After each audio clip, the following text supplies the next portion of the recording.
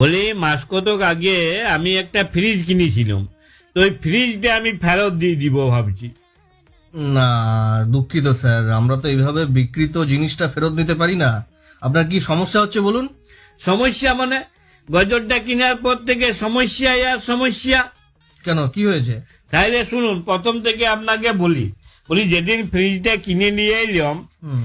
তো বলি কি রাখবো, তো আপনারা বলেছিলেন যা রাখবেন টাটকা তাজা থাকবে। তো সেদিন বুঝলেন গিন্নি গরম গরম মুড়ি ভেবেছিল, হুম। তো আমি ওই মুড়ির তিনটে ফ্রিজের মধ্যে রেখে দিলাম। তো সকালবেলায় বুঝলেন এমন মিয়াইছে যে মানুষের মুখে দিয়া তো দূরের কথা, কুকুরগুলো পর্যন্ত মুখে দেয় না একগা।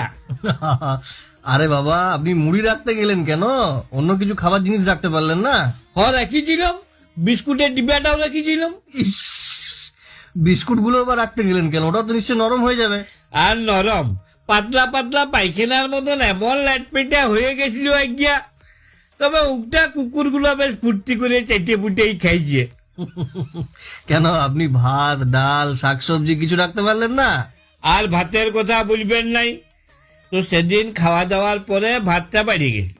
তো গিন্নিকে বললাম, শুনো এক কাজ করো, ভাতটা জল ঢেলে ফ্রিজে রেখে দাও, দেখি ফ্রিজে আমার নিটা কেমন হয়।